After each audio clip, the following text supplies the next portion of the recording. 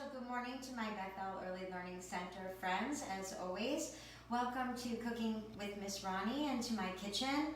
So today here in South Florida, we are celebrating mangoes. So if any of you have been taking walks around outside, you can see that the mango trees here in South Florida are very heavy with fruit. And here in my house, we love mangoes. And we're very fortunate that we have a neighbor with a very, very large mango tree that is willing to share their mangoes with us. So we'll go ahead and get started. We're going to talk a little bit about mangoes in a bit, but for right now, I think we'll just get started on our what we're going to be making today, which is mango cake. It's really a mango pound cake. If any of you have had lemon pound cake before, this is very similar, but instead of lemons, we're going to be using mangoes today. So let me put this aside for right now, and let me share with you that before you guys arrived today, I did a couple of things. I washed my hands really well. I preheated my oven to 325 degrees. And then today I decided to use, this is called a loaf pan, because when things come out of it, it looks like a loaf of bread. And before you arrived, I greased the pan really well with butter, and then I put some flour in there and shook it around so the whole pan is greased and floured so that my cake won't stick, because the saddest thing is when you make a cake and you can't get it out of the pan. That is no fun. So this is a really important step that you want to be sure that you do. If you don't have a loaf pan, you can bake this cake in a round 8-inch pan. Gosh, I bet you could even make cupcakes out of it if you wanted. I've never tried that before. But don't let the pan size stop you, because there's definitely alternatives. So let's take a look and make sure that we have all of our ingredients, because as we've discussed before, that's one of the most important things of cooking, because you don't want to leave anything out. So here we go. We have our flour. We have our big tub of flour right here. We have our salt. Here's our salt. Our baking soda and our baking powder. This is one of those recipes that's going to use both. We've done that before, and remember, those are our leaveners so that our cake is going to rise. Because without our leaveners, our cake would taste a little bit like a hard brick or a rock, and that wouldn't be very good. Unsalted butter, I have that right here. And you want the butter to be soft, so I took the butter out this morning when I woke up so that it would be ready for us right now. Sugar, we have our sugar right here. We have our canola oil right here. Our 2 eggs, and again, I cracked one. We'll crack one together like we usually do.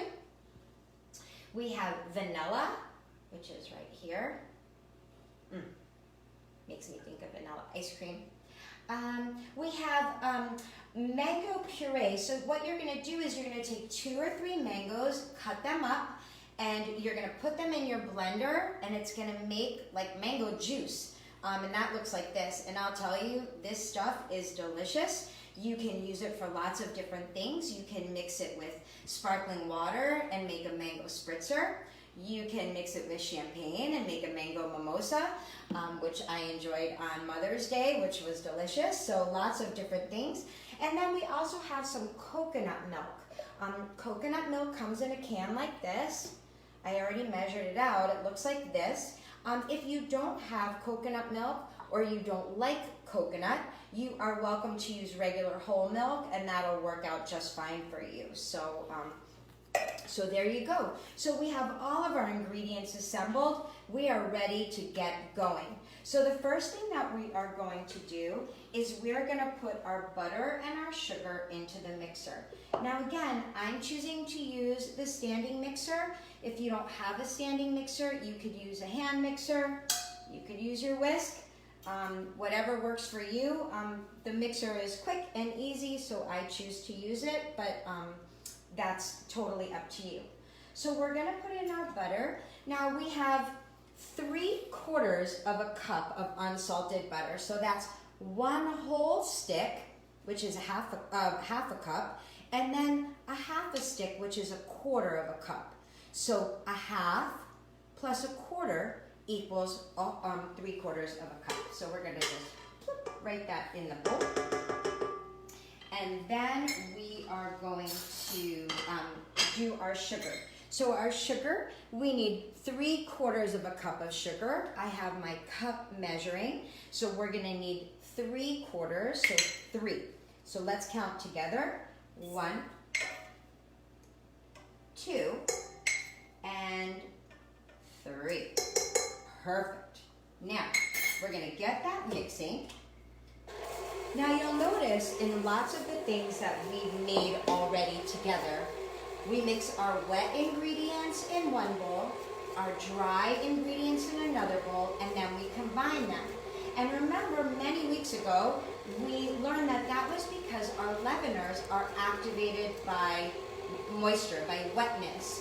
So we want to keep them apart for as long as we can so that we get the maximum poof rise on our cake. So we're going to turn this up a little bit. And while we're doing that, in a separate bowl, I'm going to go ahead and mix my dry ingredients together. So we have 1.5 cups of flour. So here's our flour. I have my 1/2 cup measurer. So we're going to count out 3 1/2 cups because that will make 1.5. So let's do that together. We have 1, 2, and 3. All right. Now we have our baking soda and our baking powder.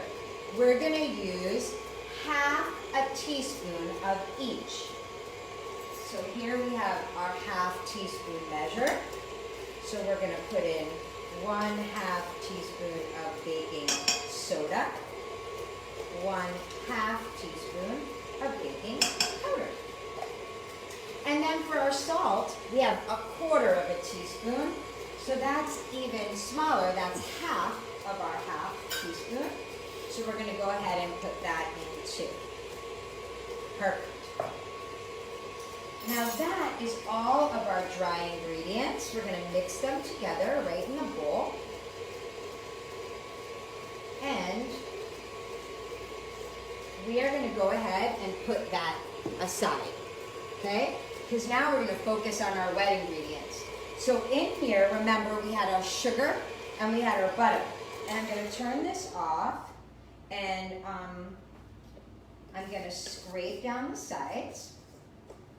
And let me take this off so you can see what it looks like now. Okay, it's nice and creamy and together. So now we can go ahead and start adding in the rest of our ingredients that are wet. So we're going to turn that on low. The first wet ingredient that we're going to add is our eggs. So we have the 2 eggs. Here's one that I already cracked for you. And it's a really good idea to crack eggs in a bowl just because this way if you get a little shell or something in there, you can just scoop it out. So remember, we gently bang our egg, and then we find the little hole, put our fingers in, and voila. And in goes our second egg. Okay? Now, the next thing that we're going to add in is our oil. Okay? And we have 2 tablespoons of oil. Now remember, when we see that capital T, we know it's the big tablespoon. Okay? Lowercase t means our teaspoon, right? So we're going to go ahead and count 2 tablespoons of oil. 1, 2. Perfect. Next we have our coconut milk. And our coconut milk, we have 1/4 of a cup. So we're just going to go ahead and pour that in. You know what? I'm going to use my scraper because I want to make sure that I get all of that delicious coconut milk in. And then we're going to put in our vanilla. So for our vanilla, we have 1 teaspoon of vanilla. There's that lowercase, so that tells us the small teaspoon. And 1 of those. If you have coconut extract, you can put that in. I didn't have any coconut extract, so I'm using vanilla, but I bet the coconut would be delicious as well. And now for our last wet ingredient, we have that mango puree.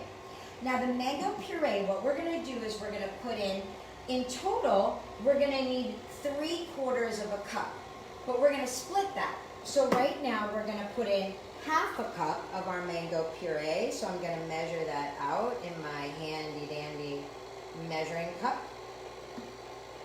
And I'm gonna add that in. And now I'm going to measure another 1/4 cup, and we're going to use that a little bit later. So I'm going to measure it out, and we will set that aside because we're going to use that a little bit later when we get to a different part. So now what I'm going to do is I'm going to turn up the mixer really high for a few minutes, and while we're doing that, I'm going to show you how you can cut a mango. Because some people are a little afraid of mangoes, but there's nothing to be afraid of. They are very simple to cut. So I'm going to turn up my mixer. And you know what, before I turn it up, you know what, Liam? Can you come in and get a close picture of what that looks like now? Perfect. Because I want my friends to see in a couple of minutes, when it's been mixed on high, how much different it's going to look. So now, mangoes come in all different shapes and sizes. If you find a mango like this at the store that's all green, you want to, it's okay to buy it, but you want to wait until it's nice and yellow. Excuse me, orange. Miss Ronni used to work on my colors. And then we know that it's ripe and ready.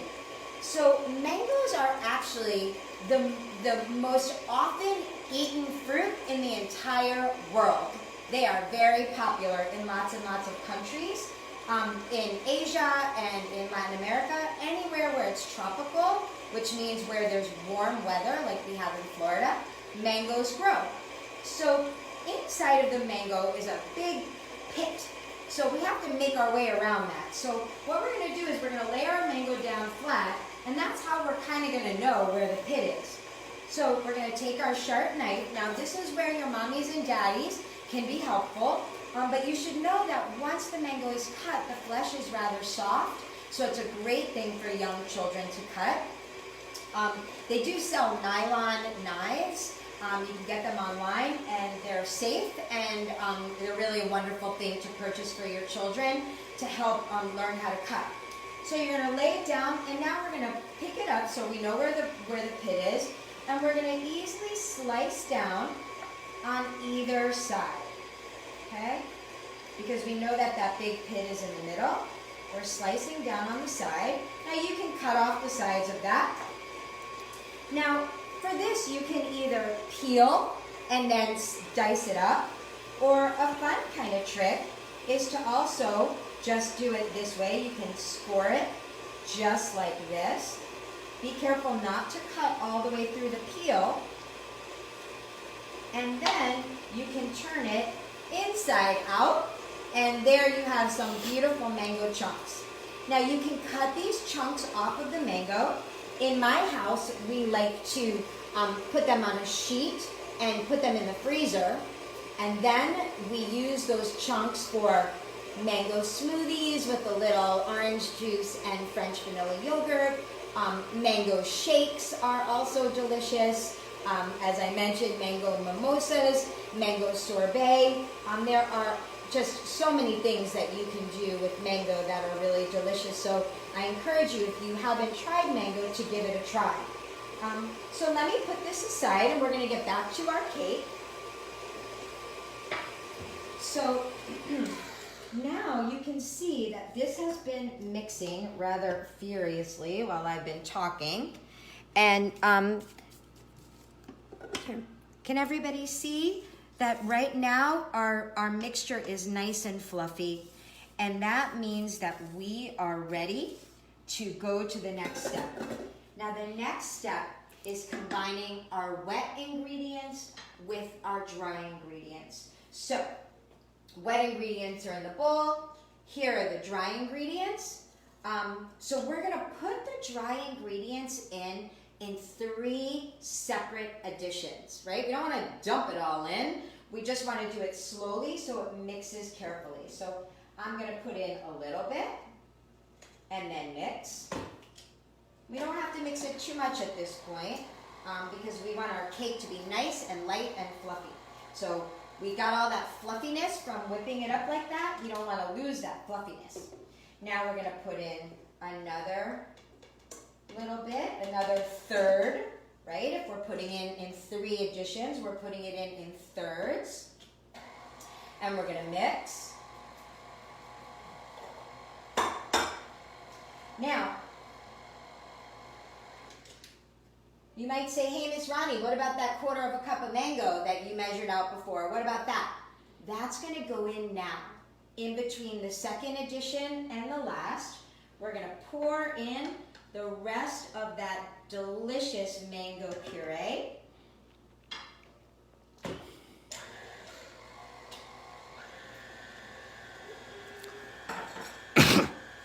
And then the very last thing that we're going to do is put in this last addition of flour. And the flour mixture that has the baking soda and all of that. And in it goes, and that's it. Our cake is done. Well, it's done mixing. Now comes the baking part. So we're going to get back out our pan. Remember that we greased and floured. And now we are going to get all of this delicious mango cake batter out. And you can see that it is a beautiful orange color. So I guess if you're a UF Gator fan, this would be a good cake for you to make because it's orange. And here we go. Now, you can see around the sides, some of it still needs to be mixed in. And you want to go ahead and you can do that by hand. At this point, you really want to make sure that you're mixing gently. And that's it. That's how it looks when it's all done. And into the pan it all goes. Now, something that I made earlier, I actually over the weekend made a batch of muffins that had a streusel top. So I have a little streusel topping left. I'm going to put it on top of my mango cake because why not? Who doesn't love streusel? But you really don't have to. You could put the cake in the oven just like it is now. You could put a little sprinkle of a coarse sugar on the top if you wanted to have a nice sugar topping. That would be up to you. But as I said, I have my streusel topping right here in my refrigerator. And you can take a look at what it looks like. Basically all it is flour, brown sugar, and a little bit of cinnamon that you mush up with your fingers. Young friends would be excellent streusel makers. And I'm just going to put that right over the top. And I'm going to stick it in my preheated 325 degree oven.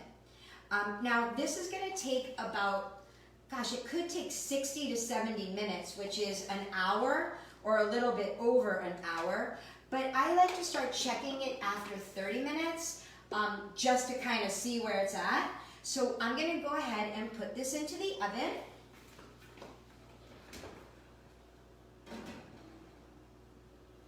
And I'm going to go ahead and set my timer.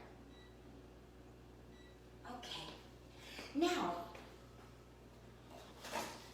before I show you our finished cake, I wanted to show you something that you could do at home. Now, suppose you say, you know, Miss Ronni, that mango pound cake looks really good, but I don't have a mango tree. What should I do? Well, you can grow your own mango tree. Now, it takes a little while and it takes a little patience, but it's a wonderful experiment to do with your children together. So what I've done here is I have some mango pits, and you can see they're all different shapes and sizes. And I cleaned them off a little bit after I cut up the mango, and I dried them on the counter for a day or so, just until they're nice and dry. They're not slimy and wet or anything anymore. And then you'll notice that there's a little crack, and you can't really use regular scissors, but I have some gardening shears that I use, and so you can kind of trim away, and then notice that that this seed pod kind of opens up, and you might need to use a little screwdriver in there, and you can pull it apart. And I don't want to take the time to do it with you here now while I'm waiting. Oh, well, there it comes. And you'll notice that inside this husk, that is where the seed is. Look at how big that mango seed is. So now, what we can do, and here I have another one that I did for you ahead of time, just in case. And here, this one's even bigger. So what you can do with this mango pit is you can sprout it. So you're gonna take a wet paper towel, okay? You're gonna lay the pit down inside. You don't want it dripping, but you want it pretty wet. Lay the pit down inside. If there's any sort of, papery skin that you need to pull off, that's fine. You're gonna lay it down, and you're gonna wrap it gently in the paper towel. You can do more than one if you want. You're gonna take a paper bag, a plastic bag. You're gonna put it inside. And then, if we were planting this seed in the ground, it would be very dark, right? Because the sun can't shine underneath the dirt. So we wanna take this bag, we're gonna close it up, and we're gonna put it in a dark place. And we're gonna check it every couple of days, and within probably a week or so, you will start to see a sprout coming out of the side. And once you start to see that sprout, well, then that opens up a whole other realm of possibilities. You can start measuring the sprout each time you check to see how much bigger it is. And then after a couple of weeks, when that sprout gets big enough, you can take the whole seed and the sprout and plant it in a pot, and continue to watch it grow, and continue measuring, and before you know it, you'll have your own mango tree. So that's just a fun project to do together. So now, I'm sure you've all been dying to see what this delicious mango pound cake looks like. So let me show you one that I made for you earlier. And here it is. And then, to make this pound cake even more beautiful, I have a couple of things that you can do.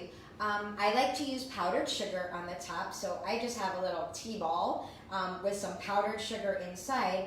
And if you just kind of tap, tap, tap, tap, tap, tap, tap, you can see, oh my goodness, look at how beautiful that is. And so easy, right? And then if you wanted, you could put some fresh mango on the top. You can serve fresh mango on the side, but it's a delicious dessert. Whipped cream certainly wouldn't help, certainly wouldn't hurt. So let's take a little slice. I brought myself a knife here so that you can see what the inside looks like. And this is very similar to, like, as I said, a regular pound cake. You'll notice that the inside, again, has that really pretty orange color. So let me cut this in half again so that I'm going to share this with Mr. Liam, who's my happy assistant over there. And let's take a bite.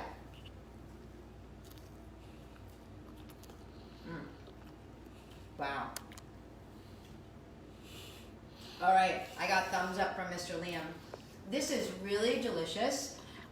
The mango flavor is very subtle. So if you've never traditionally liked mango, it's maybe a good recipe for you to start with. You can eat this for dessert. You can also have it sliced and toasted with a little tea. Possibilities are endless. So I hope that you've enjoyed learning a little bit about mangoes. I hope that it inspires you to maybe plant your own mango tree or search out some neighbors that have some mangoes to share during this season of abundance of mangoes. And I look forward to seeing you again in my kitchen next week. So have a great day, everybody. Mwah. Bye.